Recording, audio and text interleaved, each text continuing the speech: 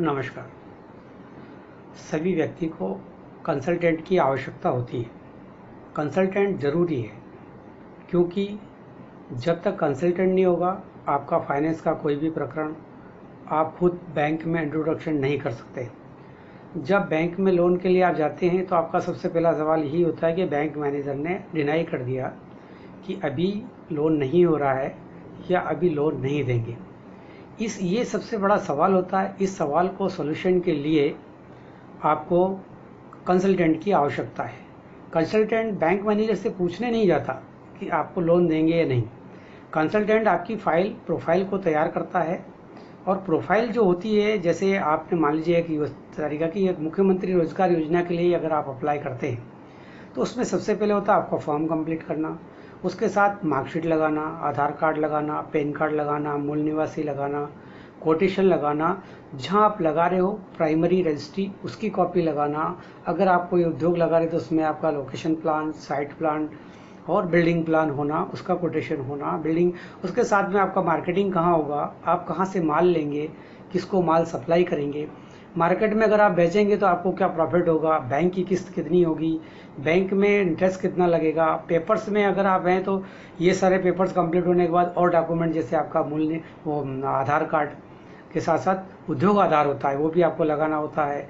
उसके बाद में आपको गुमास्ता की कॉपी लगाना होती है, जीएसटी कंपलसरी है। इस टाइप से फाइल जब तैयार होती है तो फाइल को एक तरीके से बढ़िया रेडी करके फिर बैंक मैनेजर के पास जाकर के हम बात करते हैं कि सर ये मेरा प्रोजेक्ट है, इसकी अवेलेबिलिटी ये है, ये वर्क है और ये काम करेगा, इतना मुझे प्रॉफिट होगा, इतना बैंक का खर्चा होगा, नेट प्रॉफिट ये होगा, इसलिए मैं इस उद्योग को लगाना चाहता हूँ।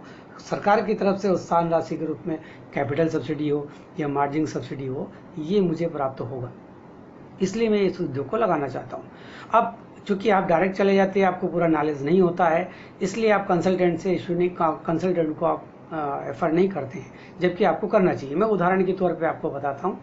अगर कोई कोर्ट में केस लगा होता है तो आपने लड़ाई हो या कैसा भी मुकदमा हो, आप खुद उस मुकदमे को जीते हैं, लेकिन आप खुद मजिस्ट्रेट के सामने होकर के अपनी बात नहीं रख सकते, इसलिए आप वकील करते हैं।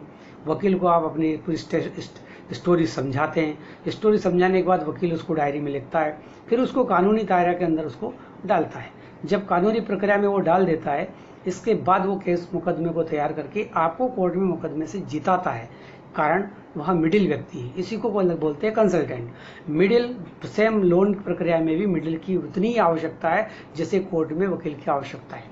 दूसरा उदाहरण है, इनकम टैक्स के लिए भी आप काम खुद भर सकते हैं, रिटर्न ऑनलाइन सारी सुविधा होगी, लेकिन नहीं, आपको सीए के पास जाना पड़ेगा, क्योंकि सीए को इनकम टैक्स के कानून के बारे में पता है, कहाँ आपको छूट मिल सकती है, कहाँ आपको रनिंग हो सकता है, कहाँ आपको कम हो सकता है, कहाँ ज़्यादा हो सकता है, आपको लोन कैसे मिलेगा, आपको इनकम टैक्स कितना पे करना चाहिए, जीएसटी आपको कितनी पे करना चाहिए, वो सारी आपको एक कंसल्ट जो सीए होगा वो बताएगा। इसलिए मिडिल मैन बहुत कंपलसरी है, मिडिल मैन आपको रखना ही होगा। मिडिल मैन के बगैर आप लोन नहीं ले सकते, लेने के लिए मिडिल की आवश्यकता है।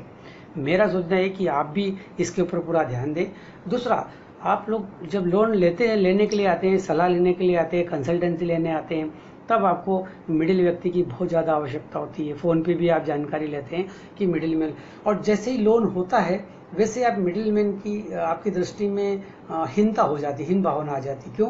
क्योंकि अब मिडिल मैन की फीस देनी पड़ेगी। लेकिन मिडिल मैन जो फीस चार्ज करता है, जो फीस लेता है, उससे ज़्यादा आपका वर्क करके देता है। मुझे लगता है कि मिडिल मैन आपसे फीस नहीं लेता है, प्रकरण में लगने वाले खर्चे के रूप में ही आपका जो होता है उसी में कंसल्टेंट की फीस हो जाती है। मैं आपसे निवेदन करता हूं कि जब भी लोन प्रक्रिया में जाएं, सबसे पहले आप कंसल्टेंट ही हायर करें। कंसल्टेंट के बगैर लोन नहीं हो सकता है। मैंने आपको 2-3 उदाहरण आपको दिए हैं। मैं चाहूँगा कि इस वीडियो को समझने के बाद स्वरोजगार योजना वाले या दूसरी योजना वाले, मैं जहाँ भी वो हैं, कंसल्टेंट की भागीदारी अवश्य करें। अगर उनके पास कंसल्टेंट में अगर कोई दिक्कत है, हमको आप यहाँ से भी हायर कर सकते हैं डॉक्यूमेंट के रूप में। अगर आपका प्रोजेक्ट बड़ा है तो हम खुद आकर के भी आपकी पूरी व्यवस्था कर सकते हैं। बैंक लोन के लिए कभी इनकार नहीं करेगा, लेकिन बैंक लोन लें, इसकी व्यवस्था आपके पास होनी चाहिए, आपकी फाइल वैसी होनी चाहिए तो बैंक लोन देगा। नमस्कार।